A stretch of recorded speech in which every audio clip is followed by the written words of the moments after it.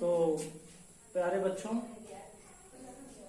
आज का प्रकरण है सामान्य हिंदी का जो पहला चैप्टर है, पवन दूतिका, अयोध्या सिंह उपाध्याय हरिऔध के द्वारा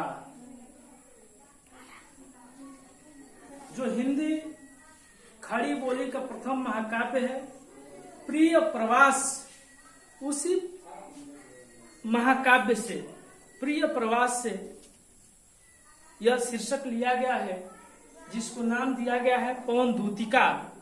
जो सबसे पहले चर्चा की जा रही है सामान्य हिंदी की। बच्चों, मैंने सामान्य हिंदी ही क्यों लिखा है, हिंदी क्यों नहीं लिखा है, ये पहले आप लोग जानेंगे। चूंकि ये जानना इसलिए जरूरी है कि यूपी बोर्ड का एग्जाम बहुत जल्द कंडक्ट होने वाला है। क्योंकि इसका तो समय निर्धारित होता है, आप लोग जानते ही हैं। फिर भी बोर्ड की सूचना के अनुसार, आधिकारिक वेबसाइट के अनुसार, ऑफिशियल वेबसाइट के अनुसार लगभग 15 फरवरी यूपी बोर्ड परीक्षा का दिनांक निर्धारित किया गया है, समय निर्धारित किया गया है कि 15 फरवरी से यूपी बोर्ड परीक्षा चालू कर दिए जाएंगे। और ऐसे कंडीशन में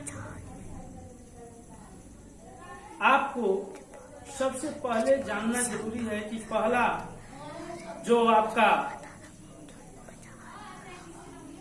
पेपर होता है लगभग हिंदी से ही शुरू होता है। कभी कभी बदलाव हो जाता है, लेकिन हिंदी से ही आपका पहला पेपर शुरू होता है।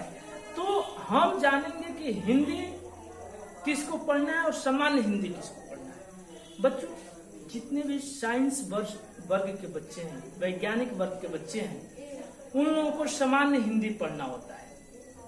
अब चूंकि तमाम प्रकाशन के किताब एक ही नाम से, हिंदी के नाम से दे दिए जाते हैं और हिंदी के नाम से ही सभी बच्चे पढ़ना आरंभ कर देते हैं। कहीं कहीं तो पूरा का पूरा सिलेबस ही पढ़ा दिया जाता है, कहीं कहीं सामान्य हिंदी का सिलेबस पढ़ाया जाता है। तो सामान्य हिंदी वैज्ञानिक वर्ग के लिए पढ़ना है, जबकि साहित्यिक वर्ग के लिए, आर्ट वालों के लिए, जो आर्ट पढ़ते हैं, साहित्यिक वर्ग पढ़ते हैं, जो लिटरेचर पढ़ते हैं, ऐसे बच्चों को हिंदी पढ़ना होता है। जब भी आप परीक्षा में बैठे, एग्जाम में बैठे, तो ये ध्यान रहे कि जो वैज्ञानिक वर्ग के छात्र हैं, जो बायोलॉजी पढ़ते हैं, जो मैथ पढ़ते हैं, उनको ये बिल्कुल ध्यान में रहना चाहिए कि उनके सामने जब हिंदी का पेपर आए तो उसके ऊपर लिखा होना चाहिए कि सामान्य हिंदी हो, सामान्य हिंदी ही लिखा होना चाहिए। यदि हिंदी लिखा हुआ पेपर आ जाता है तो जो आपके कक्ष में कक्ष निरीक्षक हों, आप तत्काल उनसे आपत्ति करिए और बताइए कि सर, हम लोग तो सामान्य हिंदी पढ़ते हैं, हिंदी नहीं पढ़ते हैं। यदि वो कहते हैं कि नहीं, आपको हिंदी का ही पेपर देना होगा, तो ऐसे परिस्थिति में आप तुरंत केंद्र व्यवस्थापक, केंद्र अध्यक्ष से मिलिए। आप बात करिए कि आप उनसे हमारी बात करवाइए, मिलवाइए। तुरंत केंद्राध्यक्ष महोदय, केंद्र व्यवस्थापक महोदय आपके पेपर में बदलाव करेंगे और आपको सामान्य हिंदी का पेपर मिल जाएगा। जब सामान्य हिंदी का पेपर मिले तो ही आपको हल करना है, अन्यथा की स्थिति में हल नहीं करना है। वहीं साहित्यिक वर्ग वाले लोगों को यदि गलती से सामान्य हिंदी का पेपर मिल जाता है तो उनको हल नहीं करना है, वो पेपर वापस करना है। उसकी जगह पर आपको हिंदी का पेपर मांगना है, हिंदी का पेपर लेना है। इसकी चर्चा बाद में की जाएगी। समय आने पर, बोर्ड एग्जाम आने पर सारी बातें पेपर से संबंधित आपको बता दी जाएगी। उस समय मैं आपकी सहायता के लिए तत्पर रहूंगा। आप मेरे चैनल अखंड हिंदी क्लासेस को ज्वाइन करिए, सब्सक्राइब करिए और मेरे इस चैनल के सदस्य बनिए। बोर्ड एग्जाम में अत्यधिक सहायता के लिए मेरा यह चैनल आप लोगों के सहायता में आपकी हेल्प के लिए सदैव तत्पर रहेगा। आज का प्रकरण पहले हम लोग पढ़ेंगे, बोर्ड एग्जाम की बात उस समय की जाएगी, उस समय चर्चा की जाएगी। बाकी सामान्य हिंदी की बात थी, मैंने बता दिया कि सामान्य हिंदी क्यों पढ़ते हैं ये आप लोग जान गए। तो सामान्य हिंदी का जो काव्य का पहला चैप्टर है, क्योंकि बच्चों गद्य से भी और पद्य से भी दोनों से दो दो पैरा आएंगे और दोनों में से एक एक को करना होगा। प्रत्येक 10 अंक के होंगे, इसमें से 5 प्रश्न पूछा जाएगा। 5 प्रश्न पूछा जाएगा और वह 5 प्रश्न 2-2 अंक का होगा, अर्थात 10 अंक का इसमें से पूछा जाएगा और 10 अंक का ही गद्य में से भी पूछा जाएगा। तो इसकी चर्चा की जाए कि ये जो पहला चैप्टर है पवन दूतिका प्रिय प्रवास महाकाव्य से लिया गया, अयोध्या सिंह उपाध्याय द्वारा रचित यह काव्य, इस शीर्षक के अंतर्गत राधिका अर्थात राधा जो श्री कृष्ण की प्रेमिका हैं, श्री कृष्ण की सब कुछ हैं, उनके विरह का वर्णन किया गया है, उनके वियोग की दशा का वर्णन किया गया है। किस प्रकार से राधिका, किस प्रकार से राधा श्री कृष्ण के वियोग में तड़प रही हैं। जब श्री कृष्ण मथुरा चले गए हैं, वृंदावन छोड़ करके मथुरा के लिए गए हुए हैं, तो ऐसे दशा में राधिका के विरह की स्थिति क्या है, उसके वियोग की स्थिति क्या है, उनके वियोग की स्थिति क्या है, उसकी चर्चा की गई है। पहले पैरा में बताया गया है कि बैठी खिन्ना एक यक दिवस वे गेह में थी अकेली, आके आंसू दृग युगल से थे धरा को भिगोते, आई धीरे इस सदन में पुष्प सदगंध कोले, प्रातः वाली सुपवन इसी काल बताएनों से। एक पैरा ये है। दूसरा पैरा, संतापों को विपुल बढ़ता देख के दुखिता हो, धीरे बोली सदुख से श्रीमती राधिका यूं, प्यारी प्रातः पवन इतना क्यों मुझे है सताते, क्या तू भी है कलुषित हुई काल की क्रूरता से। एक बार मैं साधारण अर्थ बता देना चाहता हूँ, सामान्य अर्थ बता देना चाहता हूँ इस दोनों पैरा का। इन दोनों पैरा का अर्थ मैं आपसे एक बार चर्चा करूंगा, तब लाइन वाइज चर्चा किया जाएगा। एक एक शब्द का अर्थ हम लोग जानेंगे। ये दोनों पैरा का अर्थ है कि एक दिन राधिका दुखी होकर के अपने घर में अकेली बैठी हुई थी, उसके आंखों से, दोनों आंखों से, त्रियुगल से, अर्थात दोनों आंखों से आंसू आकर के धरा को, पृथ्वी को भिगो रहे थे।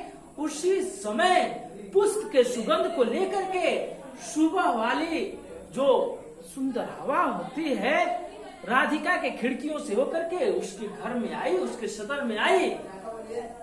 जैसे सुबह की वायु सबको सुख देने वाली होती है, लेकिन यह सुबह की वायु राधिका को कष्ट पहुंचा रही थी, कष्ट में भी और कष्ट सुबह वाली हवा बढ़ा रही थी। तो ऐसे समय में संतापों को विपुल, अपने कष्ट को अत्यधिक बढ़ता देख करके श्रीमती राधिका धीरे से पवन से बोले कि ये प्यारी पवन, ये सुबह वाली प्यारी पवन, तुम मुझे इतना क्यों सता रही हो? क्या तुम भी काल की क्रूरता के साथ, काल की कठोरता के साथ, काल की निर्दयता के साथ मिली हुई हो? एक तो काल मेरे साथ पड़ा हुआ है, मैं वियोग में तड़प रही हूँ, श्री कृष्ण के विरह में तड़प रही हूँ, ऊपर से आकर के तुम मुझे और सता रही हो। एक एक शब्द का अर्थ जानेंगे आप लोग, फिर एक एक शब्द की चर्चा हम करेंगे। बच्चों, यक, यक जो मतलब है, एक से मतलब है, दिवस मतलब दिन, ये मतलब घर, बाकी सब जानते हैं। दृग मतलब नेत्र, आंख, युगल मतलब दोनों, धरा मतलब पृथ्वी, बाकी सदन मतलब घर, सदगंध, सदगंध का मतलब होता है सुगंध, प्रातः सुबह सुपवन मतलब सुंदर वायु, बढ़िया हवा, वातायन मतलब होता है खिड़की, झरोखे, संताप मतलब कष्ट होता है, विपुल, विपुल बढ़ जाना, दुखिता, दुखी, सदुख, इसमें कुछ अर्थ नहीं जानना है। पवन जानते ही हैं। इधर कलुषित, कलुषित मतलब होना, दूषित होना या मिल जाना। क्रूरता मतलब कठोरता। तो एक एक पैरा का अर्थ जानेंगे। बैठी खिन्ना एक दिवस वे गेह में थी अकेली। एक दिन राधिका दुखी होकर के अपने गेह में, अपने घर में अकेली बैठी थी। आके आंसू दृग युगल से थे धरा को भिगोते। उसके दृग युगल से, दृग युगल मतलब दोनों नेत्रों से आंसू आकर के धरा को अर्थात पृथ्वी को भिगो रहे थे। अर्थात दुखी होकर के राधिका रो रही थी। आई धीरे इस सदन में, पुष्प सदन को गए। उसी समय उस सदन में, उस घर में पुष्प के सुगंध को लेकर के प्रातः वाले सुपौन, उसी समय खिड़कियों से पुष्प के सुगंध को लेकर के सुबह वाली सुंदर हवा उसके घर में आई। संतापों को विपुल बढ़ता देख के दुखता हो। जैसे सुबह वाली हवा सबको सुख देने वाली होती है, आराम देने वाली होती है, लेकिन राधिका श्री कृष्ण के वियोग में तड़प रही थी, विरह में तड़प रही थी। तो ऐसे दशा में वह सुबह वाली हवा राधिका के दुख को, विरह को और बढ़ा रही थी। तो संतापों को विपुल बढ़ता देख के दुखता हो। अपने दुखों को बढ़ता देख करके राधिका उस वायु से और दुखित हुई, धीरे बोली सदु। और उसके बाद से दुख के साथ धीरे से श्रीमती राधिका पवन से बोली कि प्यारी प्रातः पवन इतना क्यों मुझे सताती, ए सुबह वाली हवा मुझे इतना क्यों सताती हो, मुझे क्यों दुख देती हो? क्या तू भी ये कलुषित हुई काल की क्रूरता से? क्या तू भी काल की निर्दयता के साथ, काल की कठोरता के साथ मिली हुई हो, कलुषित हुई हो? ये है बच्चों 2 पैरा का अर्थ। बाकी आप बने रहें अखंड हिंदी क्लासेस में। पूरा हिंदी का सिलेबस, हिंदी का पाठ्यक्रम कक्षा 10 और 12 यूपी बोर्ड एग्जाम के लिए आप लोगों के लिए, आपकी सेवा में और आपकी सहायता में अखंड हिंदी क्लासेस लेकर के आया है। संपूर्ण कक्षा 10 और कक्षा 12 यूपी बोर्ड का हिंदी का संपूर्ण पाठ्यक्रम। धन्यवाद।